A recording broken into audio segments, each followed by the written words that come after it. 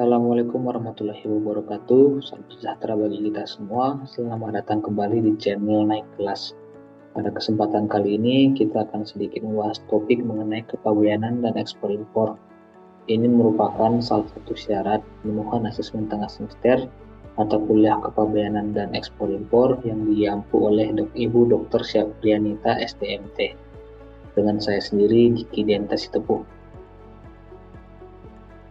Baik, kita akan membahas yang pertama itu PT Jadi Berkah saat ini berkomunikasi dengan Yokohama Feed Corps untuk mengekspor 1.500 ton palm camel expeller dari Pelabuhan Tanjung Priok, Jakarta menuju Pelabuhan Yokohama, Jepang.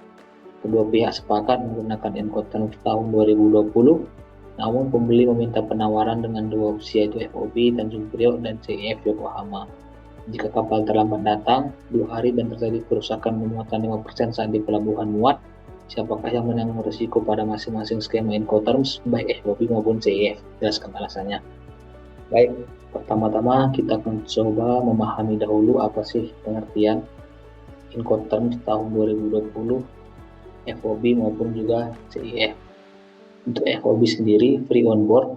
Di sini risiko berpindah dari penjual ke pembeli saat barang telah dimuat ke atas kapal atau on board. Artinya sebelum barang melewati pagar kapal, risiko berada pada penjual. Di sini cukup clear. Untuk yang CIF, cost insurance dan break, ini penjual wajib membayar biaya plus break plus asuransi, tapi transfer risiko tetap terjadi pada saat barang berada on board kapal, sama seperti FOB. Artinya biaya penerimaan dan asuransi tanggung penjual, risiko kerusakan sebelum loading tanggung penjual, risiko setelah loading baru ditanggung sama pembeli. Cukup clear. Nah, di diagram sebelah kanan bawah ini berdasarkan alur proses journey-nya dari pengiriman barang di gudang eksportir sampai barang di Yokohama. Untuk FOB, delay kapal 2 hari. Di sini terjadi pada saat barang belum naik ke kapal atau on board. Berdasarkan pengertian di depan, bahwa sebelum barang melewati pagar kapal, risiko berada pada penjual. Makanya di sini risikonya berada pada eksportir. Selanjutnya CIF juga mengalami posisi yang sama, delay kapal 2 hari ini belum naik ke kapal. Artinya secara pemahaman pengertian, risiko kerusakan sebelum loading tetap pada penjual. Nah, di sini dapat dilihat momen pertukaran risiko transfernya itu adalah barang naik ke kapal pada saat FOB, barang naik ke kapal juga pada saat CIF. Nah, jadi kesimpulan untuk persoalan nomor 1, baik skema FOB Tanjung Priok maupun CIF Yokohama, transfer risiko itu terjadi saat barang on board, Namun tadi dilihat dari persoalan ini, barang belum on board, artinya masih di proses muat. Risiko kerusakan ini sebelum loading dan juga sebelum loading, ini masih di penjual. Risiko delay kapal, jelas sekali ini masih di penjual. Jadi penanggung kerugian dan yang menanggung risiko pada masing-masing skema ini adalah PT Jadi Berkah atau eksportir. Nah, untuk poin yang kedua, di sini terdapat 3 instrumen dasar 3 basic of custom law yang wajib diketahui oleh eksportir dan atau importir dalam menunjang bisnisnya. Sisi lain, terdapat juga peraturan skema FTA yang ditandatangani pemerintah dan sangat erat kaitannya dengan 3 instrumen dasar tersebut. Dengan berlandas pada 3 instrumen tersebut, bagaimana kondisi ini dapat memberikan keuntungan optimal bagi eksportir, importir, dan negara. Baik, di sini kita juga akan coba menjabarkan apa sih keterkaitan 3 instrumen dasar kepabeanan dengan FTA.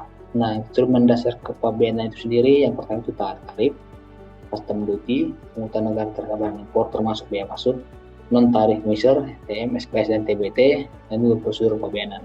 Keterkaitannya dengan FTA mengatur penurunan atau penghapusan tarif. Bisa jadi tarif yang sudah masuk ke dalam instrumen dasar ditiadakan karena ada keterkaitan dengan FTA, tentunya dengan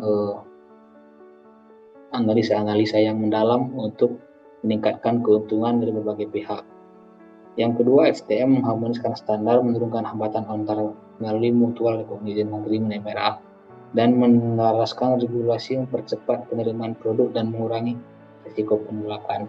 Di sini juga ada beberapa landasan aturannya yang mungkin bisa sama-sama nanti dibaca dengan detail Nah, untuk keuntungan optimal bagi eksportir, importir, dan pemerintah, untuk eksportir mendapat akses pasar yang lebih luas karena dengan bantuan FTA, importir memperoleh barang berkualitas dengan harga yang lebih kompetitif sehingga meningkatkan penerimaan negara. Pemerintah juga akan mendapat keuntungan meningkatkan penerimaan negara.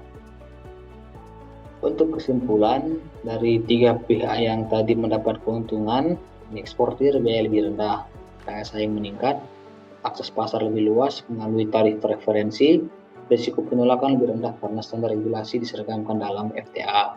Untuk importir, biaya impor turun, preferensial tarif, barang berkualitas dengan persyaratan regulasi yang jelas seperti STBT, proses clearance lebih cepat melalui simplifikasi prosedur pabeanan. Baik untuk negara dan pemerintah sendiri, meningkatkan arus perdagangan internasional, memperkuat hubungan ekonomi dan diplomatik antar negara, meningkatkan daya saing ekonomi nasional melalui integrasi perdagangan, dan juga efisiensi logistik. Mungkin cukup sekian pemaparan pada kesempatan kali ini. Semoga bermanfaat dan berguna bagi kita semua. Saya akhiri, wassalamualaikum warahmatullahi wabarakatuh.